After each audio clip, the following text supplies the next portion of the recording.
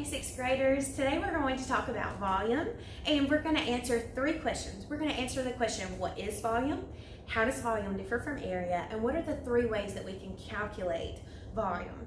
This is a review from your information that you learned in 5th grade, but we need that review because we're going to utilize this information to be able to answer more application questions in 6th grade. Okay, so this goes along with the standard 6.G.A.2, and we are finding the volume of a rectangular prism. So the first question is, what is volume? Volume is a measure of capacity within an object, and we're going to be talking specifically about the volume in a rectangular prism. So to find the volume in a rectangular prism, what we are doing is we are finding how many cubes, how many unit cubes can fit within a rectangular prism without any space left over. Now, we use a unit cube because we want all of the cubes to be the same size so that it is a standard measurement. For example, if we use some big and some little cubes together, then we wouldn't have a standard measurement of what the volume would be because we would have 2 different units of measure. Additionally, we use a cube instead of something round so that we don't have empty space left over that's not calculated. Now, when we're talking about finding volume, you can think about filling up a room with boxes or anything like that. The way that I like to refer to it in the real world is like a situation where you are packing containers of the same size into an 18-wheeler for shipment.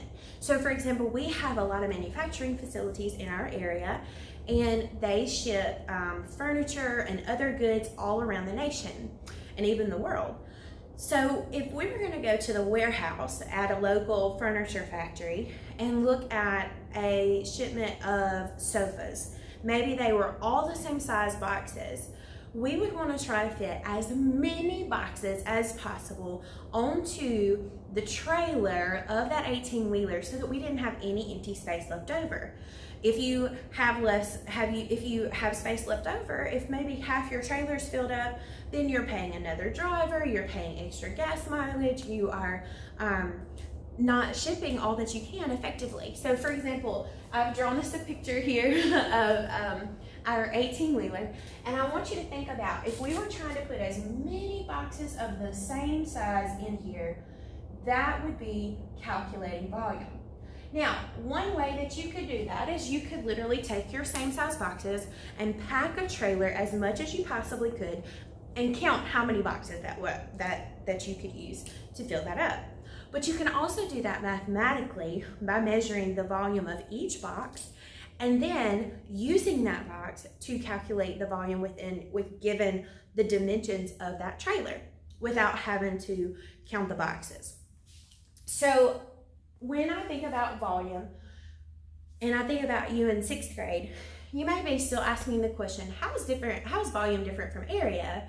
Because area is something that you calculate in 4th and 5th grade. You may remember that area is length times width. So there's 3 measurements that you see a lot. One of them is perimeter. And in perimeter, it's like calculating the outside of an area, like building a fence, okay? It's going around the outside of your yard. If you wanted to calculate the amount of grass that you needed to plant to go cover your yard on the inside, that would be area. You may also think about laying flooring in your house, like tile or getting a rug or a carpet or wood floors. That would all be a measure of area. Volume would be like if we were filling the entire room from top to bottom with boxes. That's where volume comes in. So volume is always going to be measured in units cubed, right here. Volume is always going to end in units cubed, and that's because our units are 3-dimensional, okay? The units that we are using to measure have 3 different dimensions. They have a length, a width, and a height, much like this Kleenex box has a length, width, and a height. Versus this sheet of paper is just a rectangle. It only has length and width. That's how these are different. 2-dimensional, 3-dimensional. So in this case, area is always going to be units squared because it only has 2 dimensions, where volume is always going to be units cubed because it has 3 dimensions. And those 3 dimensions are length, width, and height, where area only has length and width. Now, when we're thinking about ways to calculate volume, you probably learned to start out with to count the cubes that you see in a shape. Now, if you can see all the sides of the shape, then absolutely, you can count the cubes, much like packing the boxes into the 18-wheeler. If you want to count them, absolutely you can, because that's what you're looking for, is how many cubes fit into the space. However, sometimes you can't see all the sides, and then also sometimes you count all the faces individually and you get the wrong number. For example, this rectangular prism has the volume of 18, and that's because it has 6 on each level. 1, 2, 3, 4, 5, 6, and both of the top levels have 6 as well. So I have 6 plus 6 is 12, plus 6 more is 18. Well, so one of the ways that I can calculate volume is to count each cube. But what if I don't have all the cubes? What if I just have the dimensions of the truck, right? Of the trailer? Well, then you have 2 options. You can either multiply length times width, and height together. That's the basic formula for volume, and that's something that you're probably familiar with from 5th grade. Or you can say base times height. And base is just another way to say length times width. So for example, if you'll look at this cube with me, when I think about base, I think about the bottom or the foundation. If this were an example of a 3-story home, the green part would be the bottom floor. And if I just counted the bottom floor and all the floors were the same, then I could just multiply by how many floors there are. So if I said, okay, what is my base? 1, 2, 3 times 2.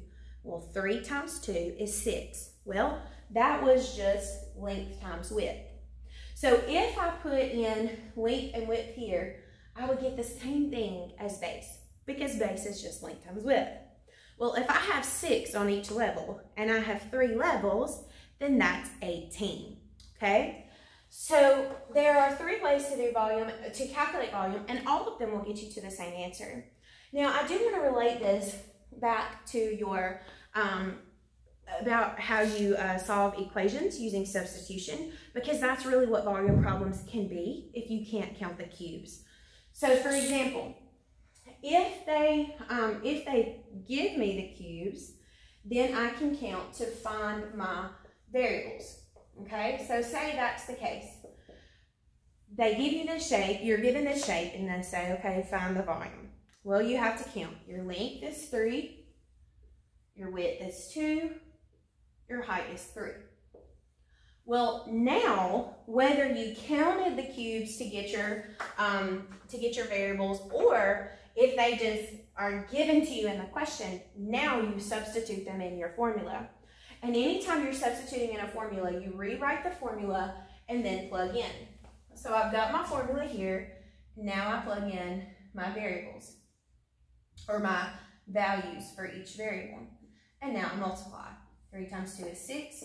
6 times 3 is 18. So my volume equals 18 units cubed. Again, it's cubed because there are 3 dimensions. Well, on this one, base times height, that's like counting that bottom layer and then multiplying by the height. So in our base, that's just a shorter way to write length times width, which is 6. 6 times 3. And if you'll remember, that's what we got when we counted this bottom floor here. We got 6, and there are 3 floors. 6 times 3 is 18 units cubed. Okay? So just as a quick recap, volume is a measure of capacity that fills an entire space all the way to the top. Volume is different from area because area is 2-dimensional length and width, and volume is 3-dimensional length, width, and height. And the 3 ways to calculate volume are to count the cubes, use the formula volume equals length times width times height, or to use the formula volume equals base times height. Be sure and check out our next video so that you can see how to apply this knowledge to solve volume questions.